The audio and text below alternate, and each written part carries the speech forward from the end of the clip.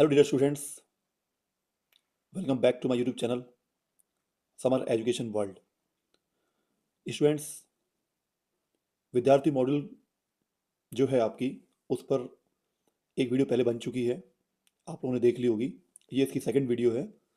इसमें भी हम देखेंगे इंपॉर्टेंट क्वेश्चंस कौन कौन से हैं, और इनकी जो भी आंसर्स हैं उसकी वीडियो पहले ही अपलोड हो चुकी है, आपने देख ली होगी।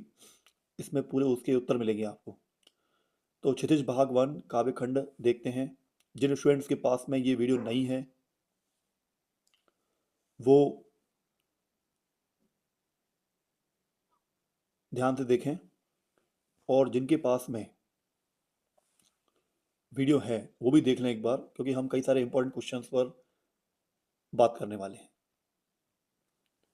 इकाई एक क्षितिज भाग वन काव्य खंड देखते हैं हम। काव्य खंड के पाठों पर एक दृष्टि डालते हैं। साखिया एवं सबत, कबीर, इसे पूरा पढ़ लीजिएगा स्टूडेंट्स।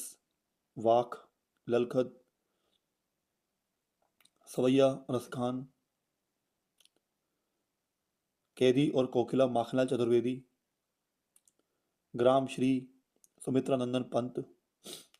इसके अंदर जो स्टूडेंट्स पूरा लेख लिखा हुआ है उसे आप जरूर पढ़ें ध्यान से।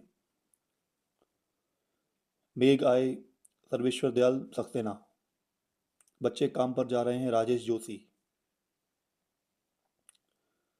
मतलब थोड़ी थोड़ी समरी लिखी हुई है, इसमें सारांश लिखा हुआ है पूरे पार्ट में क्या क्या होता है। भक्ति काल, वेरी इंपॉर्टेंट टॉपिक है स्टूडेंट्स। काल का नाम सन, संवत।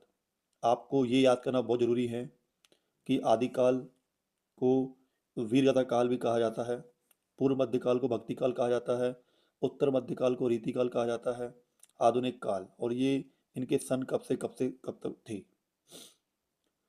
विद्वानों ने इन कालों में विभाजित किया है, जिसका विवरण इस प्रकार है। हिंदी पद्य का इतिहास का विभाजन। तो ये चार काल होते हैं, ये बहुत इंपॉर्टेंट होते हैं, इन्हें पढ़ना। वीरगाथा काल, भक्ति काल, रीति काल, आधुनिक काल। निर्गुण भक्ति धारा, सगुण भक्ति धारा, ये भक्ति काल के दो अंग हैं। रीति काल के भी अंग हैं, रीतिबद्ध, रीति सिद्ध, रीति मुक्त। निर्गुण भक्ति धारा के अंतर्गत क्या आता है? ज्ञान मार्गी शाखा, प्रेम मार्गी शाखा। सगुण भक्ति धारा के अंतर्गत क्या आता है? राम भक्ति शाखा, कृष्ण भक्ति शाखा। फिर आप देख सकते हैं आधुनिक काल के अंदर भारतेंदु युग, द्विवेदी युग, छायावाद, प्रगतिवाद। भक्ति काल की विशेषताएं, वेरी वेरी इंपॉर्टेंट टॉपिक है स्टूडेंट्स, इसके बारे में पढ़ें, इससे रिलेटेड क्वेश्चंस आते हैं। प्रमुख कवि व रचना, सूरदास, तुलसीदास, कबीरदास, मलिक मोहम्मद जायसी। कवि परिचय तालिका, नाम व रचनाएं। छायावाद, छायावाद के आपके दो कवि हैं, जयशंकर प्रसाद, कामायनी आंसू, सुमित्रानंदन पंत, पल्लव वीणा। काल परिचय और काल परिचय की विशेषताएं, इन्हें भी ध्यान से पढ़ लीजिएगा। सुमित्रानंदन पंत, पल्लव और वीणा। प्रगतिवाद, नागार्जुन और त्रिलोचन। नवी कविता के जो कवि हैं, भवानी प्रसाद मिश्र, सन्नाटा। और फरोश, रघुवीर सहाय, हंसो हंसो जल्दी हंसो, और आत्महत्या के विरुद्ध। अब हम देखेंगे वस्तुनिष्ठ प्रश्न। इन सभी वस्तुनिष्ठ प्रश्नों के उत्तर जो पहले एक वीडियो बनी है उत्तर वाली, उसमें आपको मिल जाएंगे, जिस पर शिक्षक मॉड्यूल लिखा होगा। उचित विकल्प के सामने सही का चिन्ह लगाइए। कबीरदास की एक रचना है। रसकान किस भक्ति शाखा के कवि हैं? कैदी और कोकिला किसकी रचना है? सुमित्रानंदन पंत का जन्म हुआ। रचनाकार राजेश जोशी किस राज्य के हैं? कबीरदास की भाषा है। छायावाद के प्रमुख कवियों की संख्या कितनी है? मेघ आय रचना किसकी रचना है? वीरगाथा काल के श्रेष्ठ महाकाव्य का क्या नाम है? प्रेम मार्गी शाखा के प्रतिनिधि कवि कौन है? हिंदी साहित्य का सर्वाधिक लोकप्रिय महाकाव्य है। स्वर्ण किरण किसकी रचना है? प्रेम वाटिका के रचनाकार हैं। वात्सल्य रस के सम्राट हैं। हिंदी साहित्य का स्वर्ण युग किस काल को माना गया है? पाठ्य पुस्तक की पाठ्य सामग्री पर आधारित उत्तर रिक्त स्थान में निहित करने होंगे। अच्छा, रिक्त स्थान, इनके पूरे उत्तर आपको, जैसे मैंने बताया उस दूसरी वाली वीडियो में जिस पर शिक्षक मॉड्यूल लिखा हुआ है, उसमें पूरे उत्तर हैं, उस पर मिल जाएंगे। काम पर जा रहे हैं, मखमली टमाटर हुए, इन सबको देख लीजिएगा स्टूडेंट्स। पद्मावत का प्रसिद्ध महाकाव्य है। कवि रसखान बार बार में जन्म लेना चाहते हैं। कैदी और कोयल दोनों ही खालिस्तान देश के वासी हैं। मखमली पेटियों सी लटकी छीमियाँ खालिस्तान बीज लड़ी।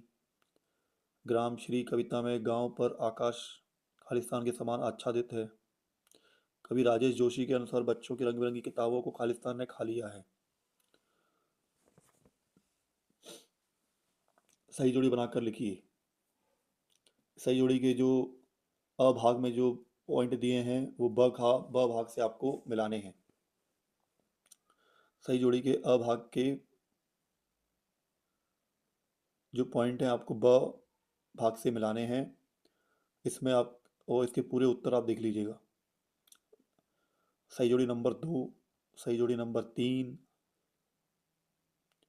सही जोड़ी नंबर 4 और सही जोड़ी नंबर 5। स्टूडेंट्स, अगर आपके पास में ये वाली बुक है तो जो आप मेरी वीडियो है उत्तर वाली उसको देखें और भरते जाइए। और अगर आपके पास में ये वाली वीडियो नहीं है और ये वाली बुक नहीं है तो आप एक मोबाइल में चलाइए क्वेश्चन वाली वीडियो और दूसरे में चला दीजिए आप उत्तर वाली, तो आपको आसानी होगी। एक वाक्य में उत्तर लिखिए। मेघ आए कविता की भाषा कैसी है? कवि ने गांव को हरता जनमन क्यों कहा है? कवि को कोयल से ईर्ष्या क्यों हो रही है? इंपॉर्टेंट क्वेश्चन है। मनुष्य ईश्वर को कहाँ कहाँ ढूंढता फिरता है? छायावाद के 4 प्रमुख स्तंभ कवि कौन कौन से हैं? साकेत किसकी रचना है? रसखान किसके अनन्य भक्त हैं? ज्ञान की तुलना किससे की गई है? इंपॉर्टेंट क्वेश्चन है। गांव में शहरी मेहमान या दामाद की तरह सज कर कौन आया? मानसरोवर से कवि का क्या आशय है? Very important question. कवित्री का घर जाने की चाह से क्या तात्पर्य है? इंपॉर्टेंट है। कवि का ब्रज के वन बाग और तालाब को निहारने के पीछे क्या कारण है? सत्य सत्य देख लीजिए स्टूडेंट्स। आपको स्क्रीन पे जो सत्य सत्य दिख रहे हैं इन सब के अच्छी तरीके से इनको पढ़ लीजिए और इनके आंसर्स भी आपको पता है कि दूसरी वाली वीडियो से निकाल के देख लेना है। तो टोटल 15 आपके सत्य सत्य थे। अब हम लघु उत्तरीय प्रश्न पद्य साहित्य छायावाद के बारे में लिखिए। Important question. नई कविता की प्रमुख 2 विशेषताएं लिखिए। Important question. भक्ति काल को स्वर्ण युग क्यों कहा जाता है? Important question. भक्ति काल की शाखाओं या धाराओं का परिचय दीजिए। भक्ति काल के प्रमुख 2 कवियों के नाम एवं उनकी एक एक रचनाओं को लिखिए। Very very important. छायावाद की 2 प्रमुख विशेषताएं लिखिए। Very important. नई कविता के 2 कवियों के नाम एवं उनकी एक रचना का नाम लिखिए। पद्य साहित्य के इतिहास को कितने कालों में बांटा गया है? नाम एवं समय सीमा लिखिए। कवि रसखान के भावों सौंदर्य की 2 विशेषताएं लिखिए। इंपॉर्टेंट है। कबीरदास के शिल्प सौंदर्य की 2 विशेषताएं लिखिए। सुमित्रानंदन पंत के भाव सौंदर्य की विशेषताएं लिखिए। माखनलाल चतुर्वेदी के कला पक्ष की 2 विशेषताएं लिखी हैं। सर्वेश्वर दयाल सक्सेना के भाव सौंदर्य की विशेषताएं लिखिए। राजेश जोशी की 4 रचनाएं लिखिए। साखियां एवं सबद मानसरोवर से कवि का क्या आशय है? Important question. वाक कवित्री का घर जाने की चाह से क्या तात्पर्य है? कैदी और कोकिला हथकड़ियों को गहना क्यों कहा गया है? किस शासन की तुलना तम के प्रभाव से की गई है और क्यों? कोयल की कूक सुनकर कवि माखनलाल चतुर्वेदी की क्या प्रतिक्रिया थी? कवि माखनलाल चतुर्वेदी को कोयल से ईर्ष्या क्यों हो रही है? इंपॉर्टेंट क्वेश्चन है। ग्राम श्री कवि पंत ने गांव को हरता जनमन क्यों कहा है? गांव का मरकट डब्बे सा खुला क्यों कहा गया है? नंबर 23 लता ने बादल रूपी मेहमान को किस तरह देखा और क्यों? नंबर 24 अरहर हो सनई के खेत कवि पंत को कैसे दिखाई देते हैं। निम्नलिखित वाक्यांश का संदर्भ प्रसंग सहित भावार्थ लिखिए। प्रेमी ढूंढत मैं फिरो, प्रेमी मिले न कोई, प्रेमी को प्रेमी मिले, सब विष अमृत होई। इसका संदर्भ प्रसंग और भावार्थ लिखना है।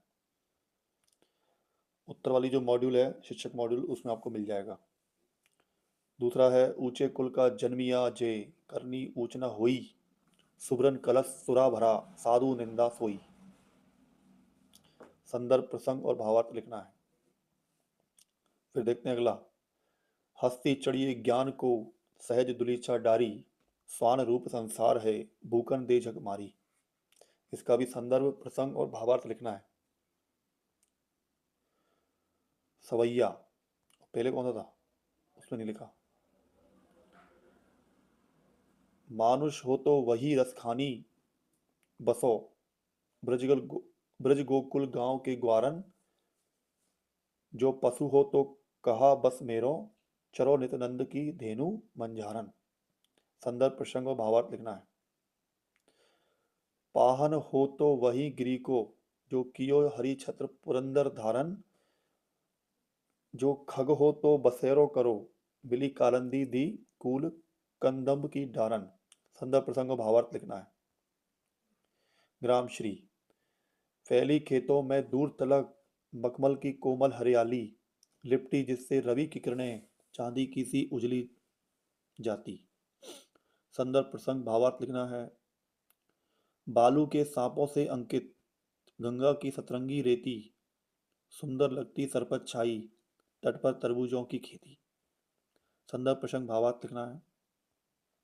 खेदी और कोकिला काली तू रजनी भी काली, शासन की करनी भी काली, काली लहर कल्पना काली, मेरी काल कोठरी काली।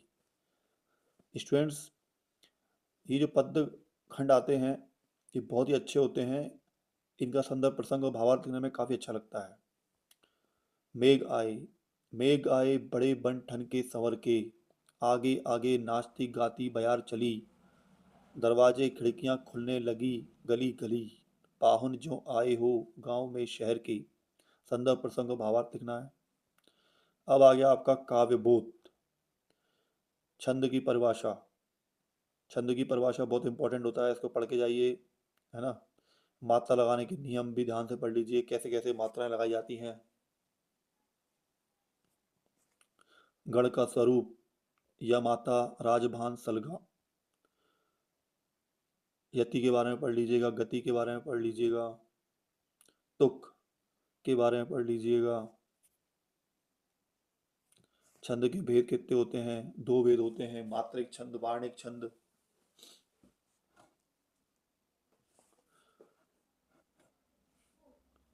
मात्रिक छंद, वार्णिक छंद, चौपाई छंद की परिभाषा पढ़ लीजिएगा।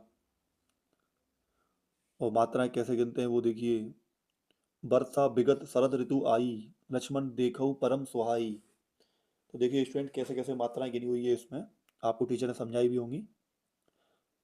और ये वीडियो मैंने इस तरीके से बना दी है कि पेपर के बाद में भी आपके फाइनल तक काम आएगी बहुत।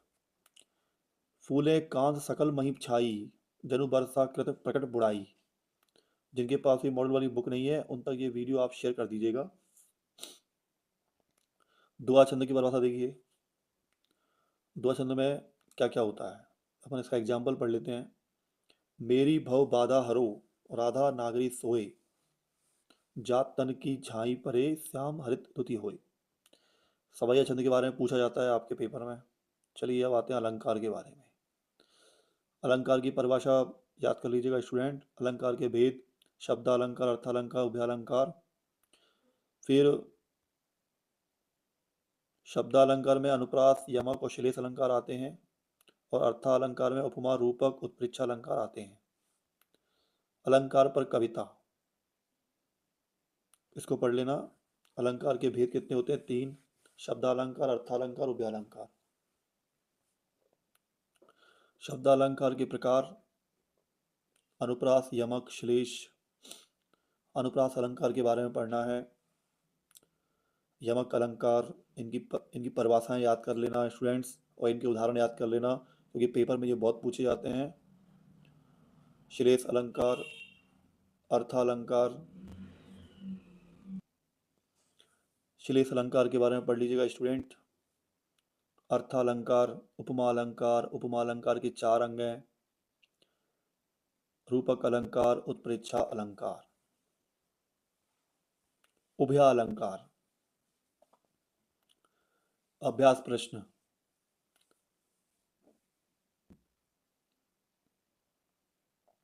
अभ्यास प्रश्न भी पढ़ लीजिएगा स्टूडेंट अच्छे तरीके से। वस्तुनिष्ठ प्रश्न के उत्तर आपको मिल जाएंगे उसी वीडियो में। काव्य के भेद माने गए हैं। शैली की दृष्टि से काव्य के भेद हैं। काव्य के भेद हैं। प्रबंध काव्य के प्रकार होते हैं। कामायनी क्या है? खंड काव्य है, मुक्तक काव्य है, महाकाव्य है। रस के बिना काव्य माना जाता है। रस के अंग होते हैं। श्रृंगार रस का स्थायी भाव है। वाक्यम रसात्मक काव्यम किसका कथन है? विभावानुभाव संचारी संयोगाद्रस निष्पत्ति यह सूत्र किसका है? काव्य की शोभा बढ़ाने वाले तत्व कहलाते हैं। छंद के मुख्यतः कितने भेद होते हैं? कौन सा छंद प्रकार का नहीं है? छंद का प्रकार नहीं है। छंद को पढ़ते समय आने वाला विराम कहलाता है। अर्थालंकारों में चमत्कार किसके कारण होता है? जहाँ किसी शब्द की आवृत्ति एक से अधिक बार हो परंतु हर बार उसका अर्थ भिन्न भिन्न हो वह अलंकार होगा। उपमा का अर्थ है। उपमा अलंकार के अंग हैं। जिस व्यक्ति या वस्तु से समानता बताई जाए उसे कहते हैं। मेघ आए बड़े बन ठन के संवर के पंक्ति में अलंकार है। अब रिक्त स्थान में सही स्थान शब्द लिखिए। इनको भी देख लीजिएगा स्टूडेंट्स, पढ़ लीजिएगा। बहुत इंपॉर्टेंट क्वेश्चन हैं ये सब। बहुत इंपॉर्टेंट रिक्त स्थान मतलब समझ लीजिए इन्हें। पूरे आपके 20 दिए हुए हैं। इनको ध्यान से आप पढ़ लीजिए और इनको भर लीजिएगा। सही जोड़ी बनाकर लिखें। एक सही जोड़ी आपकी ये है। दूसरी सही जोड़ी देख लीजिए आप। तीसरी सही जोड़ी देख लीजिए। एक वाक्य में उत्तर लिखिए। विस्तृत कलेवर वाले काव्य को क्या कहते हैं? प्रबंध काव्य के भेदों के नाम लिखिए। रसात्मक वाक्यम अर्थात रस युक्त वाक्य क्या कहलाता है? एक ही छंद में रचित एक घटना का चित्रण पूर्ण रूप से करने वाली रचना को क्या कहते हैं? काव्य के कितने भेद होते हैं? स्थायी भावों को जागृत या उद्दीप्त करने वाले कारक क्या कहलाते हैं? स्टूडेंट्स आप ये सब पढ़ लीजिएगा। दोहा के प्रथम चरण में कितनी मात्राएं होती हैं? बालू के सांपों में कौन सा अलंकार है? हसमुख हरियाली है हिम आतप पंक्ति में कौन सा अलंकार है? वेदना भोज वाली सी पंक्ति में कौन सा अलंकार है? शब्दालंकार एवं अर्थालंकार के दो दो भेदों के नाम लिखिए। घृणा को उत्पन्न करने वाले दृश्यों का वर्णन होने पर कौन सा रस होता है? सत असत देख लीजिए स्टूडेंट्स। सत असत लगा लीजिएगा आप लोग। आपने बहुत ध्यान से पढ़े होंगे। लघुत्तरीय प्रश्न। पंडित जगन्नाथ के अनुसार काव्य की परिभाषा लिखिए। इंपॉर्टेंट है। काव्य किसे कहते हैं उसके भेदों के नाम। वेरी वेरी इंपॉर्टेंट क्वेश्चन है। प्रबंध काव्य के भेदों के नाम लिखिए। मुक्तक काव्य के प्रकारों के नाम लिखिए। रस किसे कहते हैं रस के अंगों के नाम लिखिए। Very very important. रस के प्रकार एवं उनके स्थायी भाव लिखिए। Very very important question. महाकाव्य और खंड काव्य में कोई दो अंत लिखिए। Very very important question. समझो ये तो आता ही है पेपर में। मात्रिक छंद किसे कहते हैं? किसी एक मात्रिक छंद का नाम बताइए। वाणिक छंद किसे कहते हैं? किसी एक वाणिक छंद का नाम लिखिए। पाठ्य मुक्तक एवं गैय मुक्तक में अंतर लिखिए। छंद की परिभाषा एवं उसके भेदों के नाम लिखिए। रूपक अलंकार की परिभाषा उदाहरण सहित लिखिए। दोहा छंद की परिभाषा उदाहरण सहित लिखिए। उपमा अलंकार की परिभाषा उदाहरण सहित लिखिए। अब हम आते हैं इकाई 4 पर। भाषा बोध संधि। संधि क्या होती है? ये पूरा चार्ट दिया हुआ है संधि का। दो वर्णों के योग से होने वाले विकार को संधि कहते हैं। स्वर संधि में 3 भेद आते हैं। स्वर संधि, व्यंजन संधि, विसर्ग संधि। जैसा कि आप इसके एग्जाम्पल देख सकते हैं। दीर्घ संधि, गुण स्वर संधि और अयादी स्वर संधि, ये स्वर संधि के अंतर्गत आते हैं। वृद्धि संधि, यण संधि, मतलब स्वर संधि 5 प्रकार की होती है। आपको कई सारे जो स्क्रीन पे एग्जाम्पल दिख रहे होंगे, इनको अच्छे से पढ़ें। समास, दो शब्दों या दो पदों के योग को समास कहते हैं। समास के बारे में पढ़ना है आपको। समास और समास विग्रह।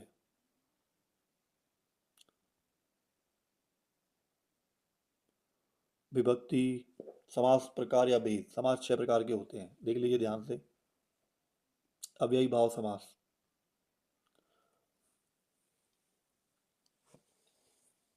तत्पुरुष समास, कर्मधारय समास, द्विगु समास, द्वंद्व समास, बहुब्रीहि समास, मुहावरे। लोहा लेना, क्या होता है इसका मतलब? युद्ध करना। महाराणा प्रताप से लोहा लेने का साहस बहुत कम वीर करते थे। मुहावरे भी आते हैं स्टूडेंट्स आपके हिंदी में, इनको अच्छे से पढ़िएगा। अंगूठा दिखाना, आंखों का तारा, रुआ रुआ फड़कना, छक्के छुड़ाना, ठेस लगना, काम तमाम होना, बातें बनाना, आंख में कांटे की तरह चुभना, खटकना,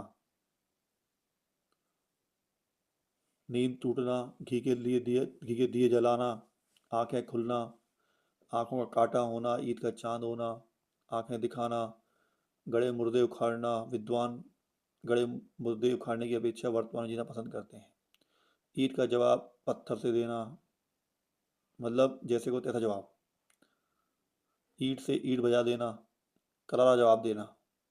शिवाजी ने औरंगजेब की ईंट से ईंट बजा दी। उल्टी गंगा बहना, नाक में दम करना, बहुत तंग करना। शिवाजी ने औरंगजेब की नाक में दम कर रखा था। फूले न समाना, होम करते हाथ जलना, मतलब अच्छा काम करने ही हानि होना।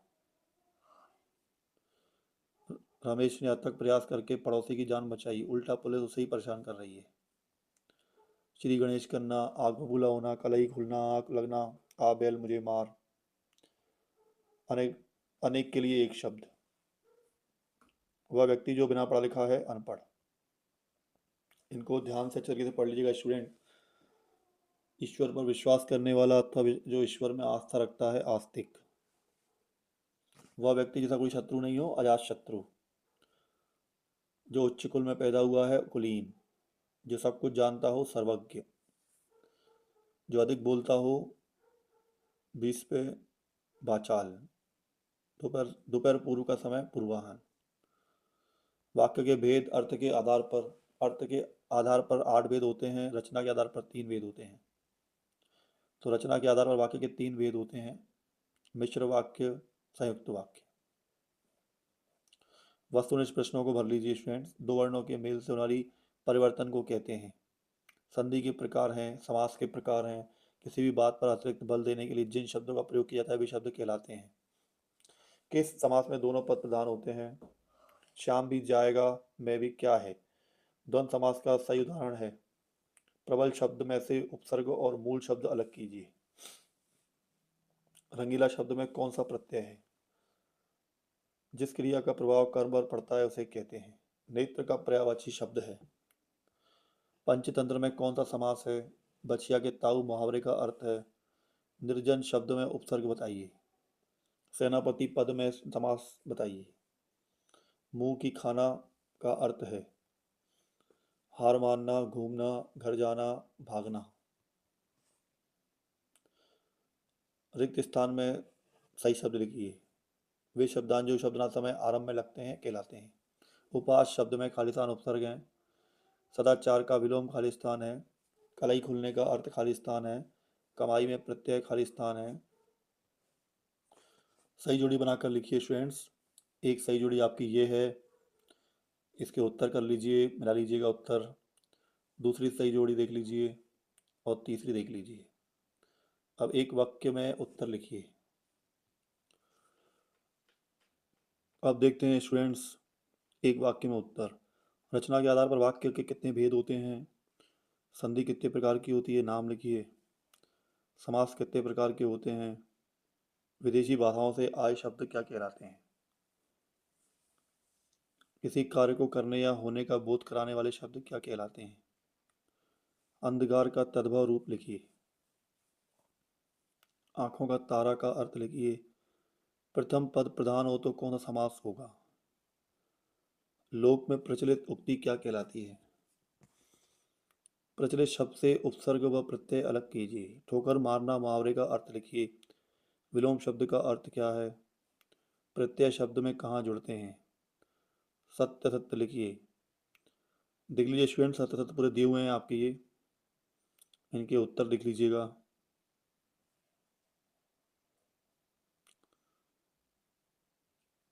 लघुत्तरीय प्रश्न, निपात शब्द क्या है, इंपॉर्टेंट क्वेश्चन है। संधि की परिभाषा एवं प्रकार लिखिए, वेरी इंपॉर्टेंट क्वेश्चन। मुहावरे एवं लोकोक्तियों में अंतर, वेरी वेरी इंपॉर्टेंट क्वेश्चन। समास की परिभाषा एवं प्रकार लिखिए, वेरी इंपॉर्टेंट क्वेश्चन। तत्सम शब्द क्या होते हैं, उदाहरण सहित लिखिए, वेरी इंपॉर्टेंट क्वेश्चन। संधि एवं समास में अंतर लिखिए, वेरी वेरी इंपॉर्टेंट। इकाई 5 कृतका भाग 1, वस्तुनिष्ठ प्रश्न दिए हुए स्टूडेंट इसमें, और इसके उत्तर जो भी होंगे आंसर, उसकी चिंता करने की कोई ज़रूरत नहीं है, पहले ही मैंने आपको वीडियो दे दी है इसकी, शिक्षक मॉड्यूल, जिसमें पूरे आंसर आपको मिल जाएंगे। इस जल प्रलय में पाठ की विधा है, रेणु के प्रसिद्ध आंचलिक उपन्यास का नाम है। 1967 में जब पुन पुन का पानी घुस गया था, नानी के पति शादी के तुरंत बाद उन्हें छोड़कर बैरिस्ट्री पढ़ने चले गए थे। सच धरकर रत जगह बना रही थी, चोर कमरे में घुस गया। कृतिका भाग 1 में आए पाठों में एकांकी का नाम है। एकांकी में उमा की माँ का नाम है। शंकर शारीरिक रूप से विकृत होने के कारण राम स्वरूप ने रतन से मंगवाया था। रतन कौन था। रिक्त स्थान में सही शब्द चुनकर लिखिए। रेणु का पूरा नाम खालिस्तान है। वह जमीन जो जोती बोई नहीं जाती उसे कहते हैं। स्टूडेंट्स, ये पूरे खालिस्तान पढ़ लीजिएगा, इन्हें भर लीजिएगा, सही जोड़ी बनाकर लिखिए। 2 सही जोड़ियां हैं, पहली वाली को ब से आपको सही से सही का मिलान करना है। एक वाक्य में उत्तर लिखिए। साक्ष्य पत्रिका के विशेषांक का नाम क्या है। पानी देखकर लौट रहे लोगों की आंखों में जुबान पर एकमात्र जिज्ञासा क्या थी। पान वाले की बिक्री अचानक क्यों बढ़ गई थी। रीढ़ की हड्डी एकांकी किस समस्या पर आधारित है। मेरे संग की औरतें पाठ में लेखा का कुल कितने भाई बहन थे। कथा वस्तु के आधार पर रीढ़ की हड्डी एकांकी का मुख्य पात्र आप किसे मानते हैं। रीढ़ की हड्डी एकांकी के रचनाकार का नाम लिखिए। सत्य सत्य देख लेते हैं। फणेश्वर नाथ रेणु ने रिपोर्टाज के अलावा उपन्यास भी लिखे हैं। लेखिका मृदुला गर्ग ने अपनी नानी को देखा था। नानी के मन में देश की आज़ादी के प्रति जुनून था। उमा साहसी लड़की थी। बारवा शंकर बाबू वीकेंड पर चले गए थे, घर आए थे। लघुत्तरीय प्रश्न, पाठ में आए अनवरत, अनर्गल, अण और स्वगतोक्ति शब्दों के अर्थ लिखिए। गोलंबर के पास जनसंपर्क की गाड़ी क्या ऐलान कर रही थी। बाढ़ पीड़ितों की मदद हेतु हर नाव पर क्या क्या होना आवश्यक होता है, वेरी वेरी इंपॉर्टेंट। रेणु जी के मित्रों के नाम लिखिए, इंपॉर्टेंट। बाढ़ पीड़ित क्षेत्र में कौन कौन सी बीमारी फैलने का खतरा होता है, वेरी इंपॉर्टेंट। शिक्षा बच्चों का जन्म सिद्ध अधिकार है, इस दिशा में लेखिका के विचारों को लिखिए। मृदुला गर्ग अपनी नानी से क्यों प्रभावित थी, वेरी इंपॉर्टेंट। रीढ़ की हड्डी एकांकी का उद्देश्य लिखिए, इंपॉर्टेंट। रीढ़ की हड्डी एकांकी में कितने प्रकार के खेलों की चर्चा की गई है। रीढ़ की हड्डी शीर्षक की सार्थकता स्पष्ट कीजिए। इंपॉर्टेंट क्वेश्चन है। रीढ़ की हड्डी एकांकी में कितने प्रकार के खेलों की चर्चा की गई है, लिखिए।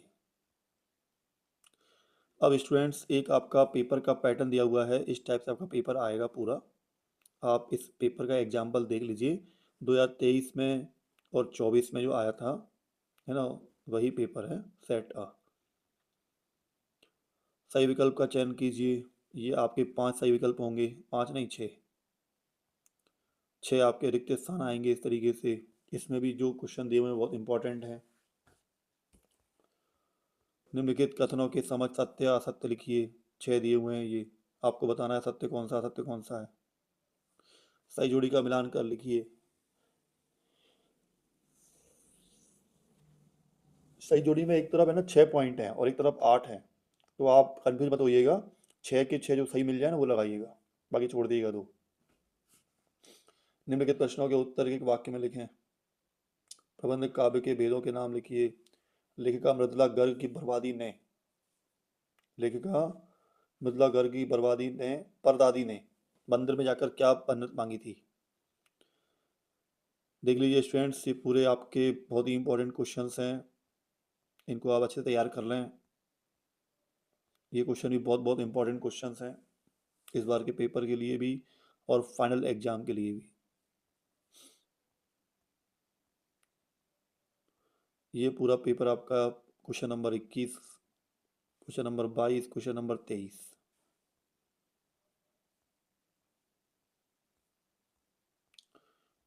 ये ब्लैंक पेजेस से स्टूडेंट्स, जैसा कि कई स्टूडेंट्स के पास में ये मॉड्यूल नहीं थी तो मैंने उनको मॉड्यूल पूरी समझा दी है ना।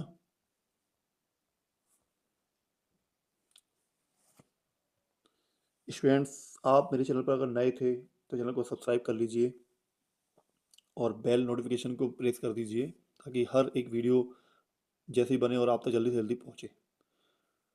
समर इंग्लिश वर्ल्ड चैनल पर इसको आप, समर एजुकेशन वर्ल्ड पर आप जिसे देख रहे थे, एंड समर मैथ्स वर्ल्ड और समर इंग्लिश वर्ल्ड चैनल को भी आप सब्सक्राइब कर लीजिए। इसी के साथ thanks for watching this video everyone. जय हिंद, जय भारत।